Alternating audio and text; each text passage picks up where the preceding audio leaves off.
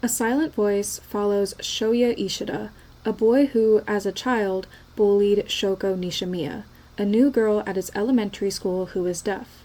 The school's failure to accommodate for Shoko's disability eventually makes the students view her as an inconvenience, and Shoya and his friends begin to mock her disability. Shoko's persistence to look past her treatment in an effort to be accepted doesn't help, and eventually the bullying gets out of control and Shoko transfers schools. The principal is called in to ask the bullies to come forward. While Shoya was not the only bully, his tactics were the most public and obvious, so the teacher calls him out. Instead of the others taking responsibility, the rest of his friends all join in, pinning the blame on Shoya. Shoya tries to call the others out, but since there is no evidence on his friends, he is blamed, and the others begin to bully him instead. He becomes isolated and begins to spiral into feelings of guilt, shame, and self-hatred. Years later, as a teenager, Shoya is deeply depressed, socially withdrawn, and even considers suicide. However, before going through with it, he decides to find Shoko and apologize. This unexpected reunion sets the stage for a story about redemption, healing, and emotional growth. As Shoya reconnects with Shoko, he slowly begins to repair his relationships, with her, with others from their past, and with himself. Along the way, both Shoya and Shoko face their own internal struggles. Shoya deals with guilt and social anxiety, while Shoko wrestles with feelings of worthlessness from her desire to be accepted. It's revealed eventually just how bad Shoko's mental state is, with Shoya managing to just get to her in time. Shoya falls into a coma, and when he wakes up, they communicate with each other more honestly, and together face their traumas, accepting love and friendship. In Charles Taylor's discussion of a secular age, he states the difference between a buffered and porous self, here specifically the transformation of one to the other. Thus we are widely aware of living in a disenchanted universe, and our use of this word bespeaks our sense that it was once enchanted. More, we are not only aware that it used to be so, but also that it was a struggle and an achievement to get to where we are, and that in some respects, this achievement is fragile. As a kid, Shoya identifies with a porous self. He lives in a world of emotion and connection and meaning. Even if it was chaotic and harsh, it is seen that his actions at this time were a means of wanting attention and lack of understanding the depth of his actions. Overall, he was happy because of his connection to his environment and other people. But after being cast out, his world becomes disenchanted. He no longer sees life as connected or of meaning. People become X's to him. He only sees guilt, isolation, judgment, and hatred because that is what he is projecting from the inside out. Wanna go sit in the courtyard? Shoya never hangs out with anyone. What a loser. Didn't you hear about him? Everyone knows. No way, dude! Hey, check it out. He's looking at us again. Wonder if he gets lonely being by himself all the time. What a total freak. Why does he bother living? Just like in Taylor's modern self, Shoya has worked hard to become buffered, to shield himself from this pain that he feels. However, it is not peace that he finds, but rather emptiness. Like they always say, what goes around comes around.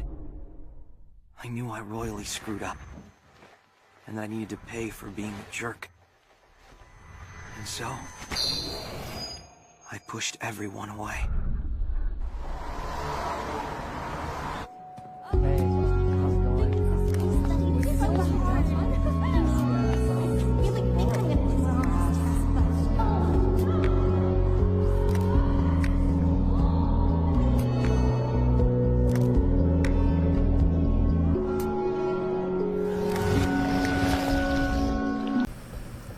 After seeing Shoko again for the first time in years, he struggles with deciding whether or not it's okay to see her again. He wants redemption, and the universe helps him out. It is specifically the way that these events unfold that I feel are evidential to this concept. He asks the universe for a sign that it is okay to see Shoko again. He thinks at first that because his bike was stolen, that's the sign he's looking for, but asks for another in case. This feels groundbreaking because he is specifically asking the universe to show itself its coin rather than just interpret what has already happened to him for a sign. Because of this, he finds a coupon for discounted bread on the ground, and he thinks that this is a good sign because Shoko likes to feed the fishes. Furthermore, his bike was stolen because he decided to help out another student, which is a connection. He has not had connections with other people up until this point, at least not shown to us or perceived to us because of the way that he has isolated himself.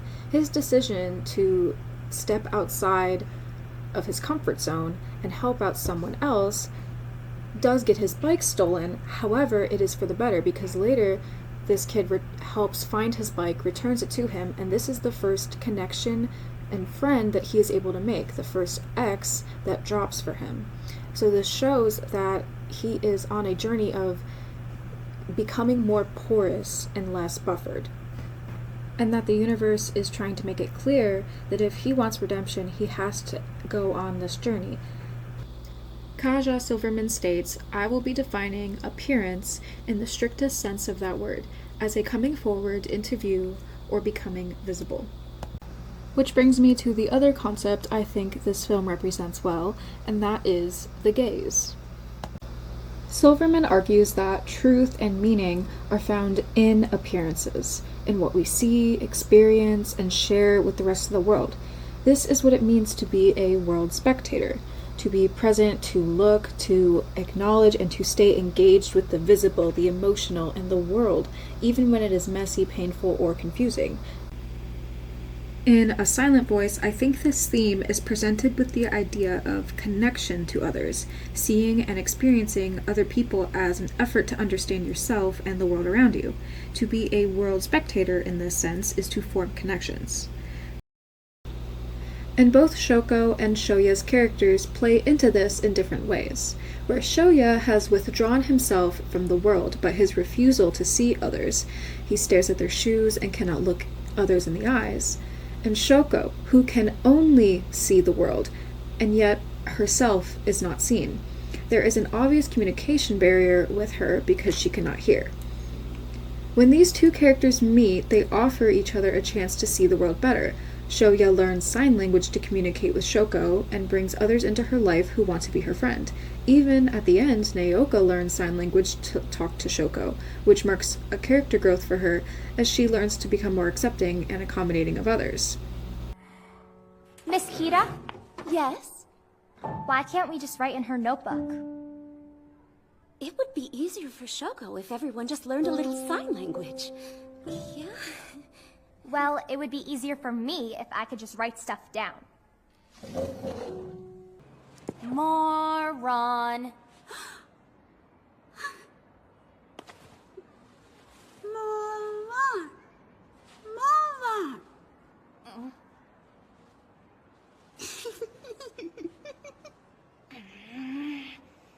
Whatever. I'm gonna go find something to eat. Did she just run away? I think she's embarrassed. Shoko, on the other hand, teaches Shoya what it means to forgive. For so long, he didn't understand himself or other people, but when he saves Shoko, he makes a promise to try harder to see the truth. You have to grab onto the railing. Please, God, give me one more ounce of strength. I won't run away from my problems anymore. Just do this one thing for me, please. Starting tomorrow, I'll look everyone in the eye. Starting tomorrow, I'll listen when people speak to me. Starting tomorrow, I'll be better. Shoya, having grasped this concept, breaks free from his buffered self and into a porous one, becoming a world spectator as he understands that true communication starts with the act of seeing others, to perceive them beyond your own projections of guilt or fear or other assumptions, but rather just genuine attention to who they are.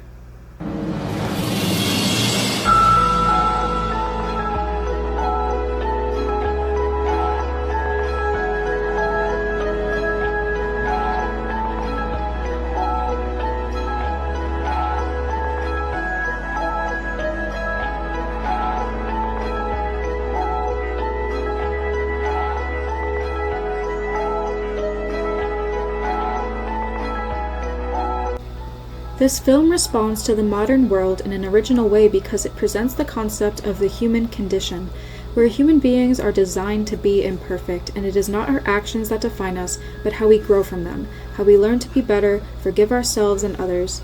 To be human is to have flaws and to grow. Similarly, there is no antagonist in this film, and we never are presented with a clearly bad person.